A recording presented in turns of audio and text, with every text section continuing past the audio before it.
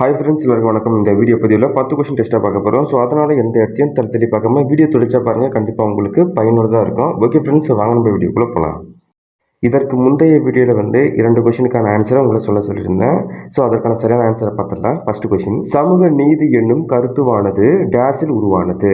Option C சரியான விடை 19ஆம் நூற்றாண்டு. சமூக நீதி என்னும் கருத்துவானது 19ஆம் நூற்றாண்டில் உருவானது. அடுத்த கொஸ்டின், தமிழ்நாட்டில் இன்னுயிர் காப்போம் நம்மை காக்கும் 48 திட்டத்தின் நோக்கம் சாலை விபத்தின் மூலம் ஏற்படும் இறப்பை குறைத்தல். ஆப்ஷன் பி சரியான விடை. ஓகே ஃப்ரெண்ட்ஸ், ஃபர்ஸ்ட் கொஸ்டின் பாருங்க. இடுகுறி பெயரை வட்டமிடுக.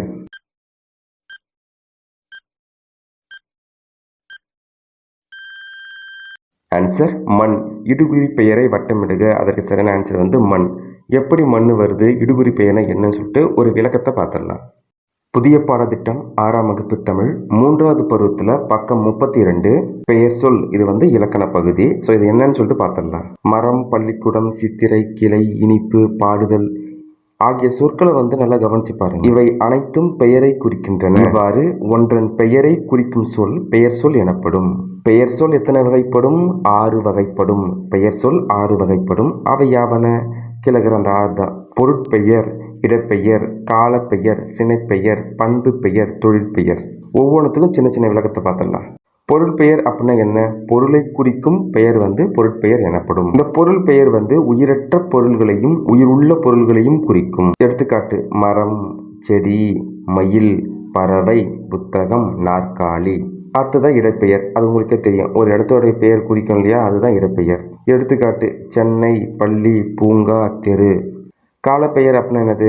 காலத்தை குறிக்கும் பெயர் காலப்பெயர் எனப்படும். எடுத்துக்காட்டு, நிமிடம், நாள், வருடம், சித்திரை, ஆண்டு. அடுத்ததான் சினைப்பெயர். பொருளின் உருவை குறிக்கும் பெயர் சினைப்பெயர் எனப்படும். எடுத்துக்காட்டு நம்ம ஒரு பொருள்னு வச்சுக்கோங்க, நமக்குள்ள இருக்கிறது ஒரு உறுப்பு. ஒவ்வொரு உறுப்பும் ஒவ்வொரு சினை. இப்போ ஒரு மரம் இருக்குன்னா அந்த மரத்தோட கிளை, இலை. ஸோ அதெல்லாம் மரம் என்பது ஒரு பொருள். அதில் ஒரு இலை, கிளை அதெல்லாம் வருது இல்லையா, அது ஒவ்வொரு சினை. ஒவ்வொரு உறுப்புன்றதுனால ஒவ்வொரு சினை. அப்போ எடுத்துக்காட்டு, கண், கை, இலை, கிளை. அடுத்ததான் பண்பு பெயர். பொருள்களின் பண்பை குறிக்கும் பெயர் பண்பு பெயர் எனப்படும். எடுத்துக்காட்டு, வட்டம், சதுரம், செம்மை, நன்மை.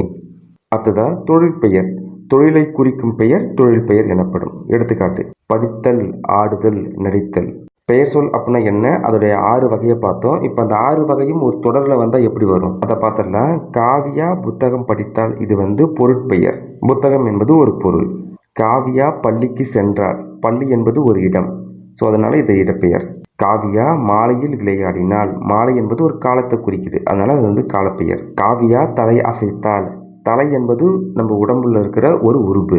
பொருளின் உருவை மட்டும் குறிப்பது சினை, அதனால இது சினைப்பெயர். காவியா இனிமையாக பேசுவாள். இது என்ன பார்த்தீங்கன்னா பண்பு. இனிமை என்பது ஒரு பண்பு. ஸோ அதனால இது பண்பு பெயர். காவியாவுக்கு நடனம் ஆடுதல் பிடிக்கும். நடனம் ஆடுதல், ஆடுதல் என்பது ஒரு தொழில். ஸோ அதனால இது தொழில் பெயர். அடுத்ததான் இடுகுறி பெயர் அப்படின்னா என்ன? காரண பெயர் அப்படின்னா என்னன்னு சொல்லிட்டு பார்த்துடலாம். நம் முன்னோர்கள் சொற்களை அவை வழங்கும் அடிப்படையில் இடுகுறி பெயர், காரண பெயர் என 2 வகையா பிரிச்சிருக்காங்க. ஃபர்ஸ்ட், இடுகுறி பெயர் அப்படின்னா என்ன? நம் முன்னோர்கள் சில பொருள்களுக்கு காரணம் கருதாமல் பெயர் வச்சிருக்காங்க. அதற்கு பெயர் தான் இடுகுறி பெயர். எடுத்துக்காட்டு, மண், மரம், காற்று. இப்படி காரணமே கருதாம ஒரு பொருளுக்கு பெயர் வச்சிருந்தா அதற்கு பெயர் தான் இடுகுறி பெயர். இடுகுறி பெயர் அப்படின்னா என்னன்னு பார்த்தோம். ஸோ இடுகுறி பெயர்ல 2 வகையா இருக்கு. இடுகுறி பொதுப்பெயர், இடுகுறி சிறப்பு பெயர் என 2 வகையா பிரிச்சிருக்காங்க. இடுகுறி பொதுப்பெயர். ஒரு இடுகுறி பெயர் அத்தன்மையுடைய எல்லா பொருள்களையும் பொதுவாக குறிப்பது இடுகுறி பொதுப்பெயர் எனப்படும். எடுத்துக்காட்டு, மரம், காடு. இடுகுறி சிறப்பு பெயர் அப்படின்னா என்ன? இடுகுறி பெயர்ல ஒரு பொருளை மட்டும் குறிப்பிட்டு சொல்றது தான் இடுகுறி சிறப்பு பெயர். இடுகுறி பொது பெயர்ல பொதுவா மரம், காடுன்னு சொல்லிட்டோம். இப்போ இதுல சிறப்பு பெயர்ன்றதுனால என்ன மரம்? மாமரம். என்ன காடு? கருவேலங்காடு. இடுகுறி பெயர்ல குறிப்பிட்டு சொல்றதுனால இது இடுகுறி சிறப்பு பெயர். அடுத்த டாபிக், காரண பெயர். நம் முன்னோர்கள் சில பொருள்களுக்கு காரணம் கருதி பெயரிட்டனர். இவ்வாறு காரணம் கருதி ஒரு பொருளுக்கு பெயர் வைக்கிறாங்க அப்படின்னா அதற்கு பெயர் தான் காரண பெயர் எனப்படும். எடுத்துக்காட்டு, நாற்காலி, கரும்பலகை. 4 கால்கள் இருக்கிறதுனால அது நாற்காலி. கருமையா இருக்கிறதுனால அது கரும்பலகை. காரண பெயர்லையும் 2 வகை இருக்கு. காரண பொது பெயர், காரண சிறப்பு பெயர். காரண பொது பெயர் அப்படின்னா என்ன?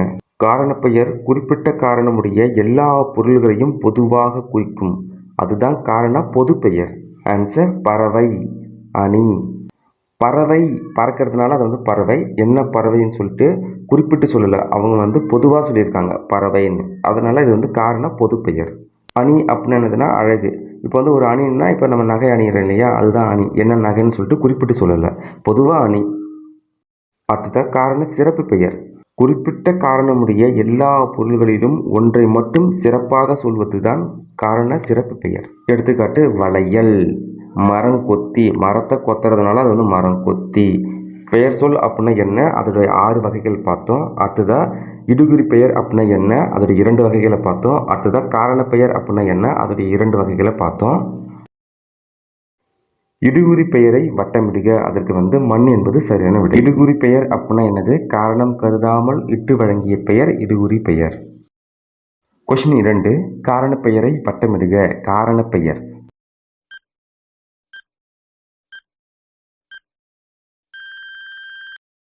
ஆன்சர் வளையல். காரண பெயர் அதற்கு வளையல் என்பது சரியான விடை.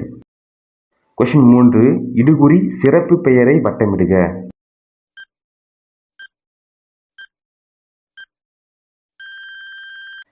ஆன்சர் வாழை. இடுகுறி சிறப்பு பெயரை வட்டமிடுக, அதற்கு வாழை. மரம் என்பது இடுகுறி பொது பெயர், வாழை என்பது இடுகுறி சிறப்பு பெயர். கொஸ்டின் 4, 5 இது எவ்வகை பெயர்.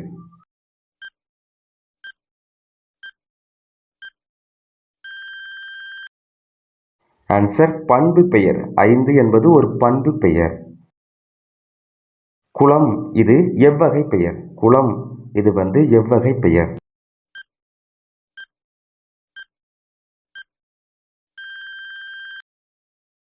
ஆன்சர் இடுகுறி பெயர். குளம் இது இடுகுறி பெயர்.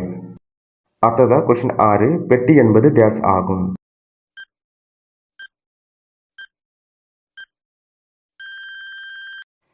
ஆன்சர் இடுகுறி பெயர். பெட்டி என்பது இடுகுறி பெயர். கொஸ்டின் 7, எளிதாகும் என்னும் சொல்லை பிரித்து எழுத கிடைப்பது.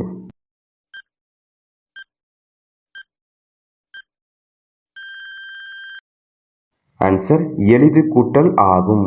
எளிதாகும் என்னும் சொல்லை பிரித்து எழுத கிடைப்பது எளிது கூட்டல் ஆகும். கொஸ்டின் 8, உள்ளத்தில் டேஸ் இல்லாமல் இருப்பதே சிறந்த அறமாகும்.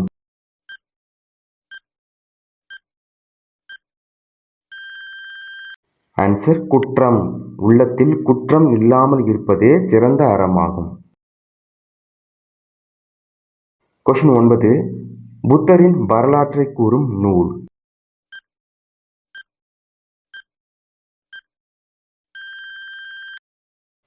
ஆன்சர் ஆசிய ஜோதி. புத்தரின் வரலாற்றை கூறும் நூல் ஆசிய ஜோதி. 6ஆம் வகுப்பு தொடர்ச்சி, பக்கம் 44.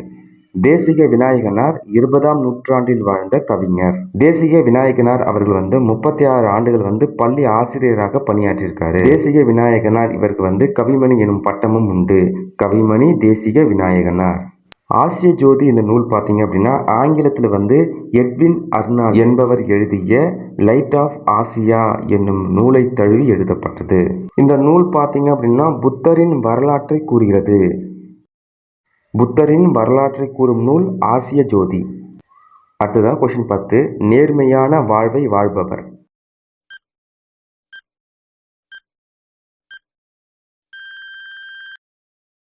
ஆன்சர் எல்லா உயிர்களிடத்தும் இரக்கம் கொண்டவர். இந்த 10 கொஸ்டினில் நீங்கள் எத்தனை கொஸ்டினுக்கு சரியாக ஆன்சர் பண்ணீங்கன்னு சொல்லிட்டு இந்த வீடியோ கமெண்ட் பாக்ஸில் கமெண்ட் பண்ணுங்கள்.